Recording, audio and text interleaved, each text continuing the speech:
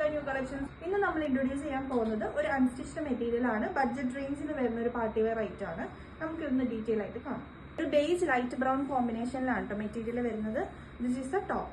Beautiful top tissue fabric ആണ് വരുന്നത്. This is the neck portion. Neck style നെക്കാണ് കൊടുത്തിട്ടുള്ളത്. നെക്കിലേക്ക് ചെറിയ സീക്വൻസ് ആൻഡ് ഷുഗർ ബീഡ്സിന്റെ ഹാൻഡ് വർക്ക് ഡീറ്റെയിലിംഗ് ആണ് കൊടുത്തിട്ടുള്ളത്.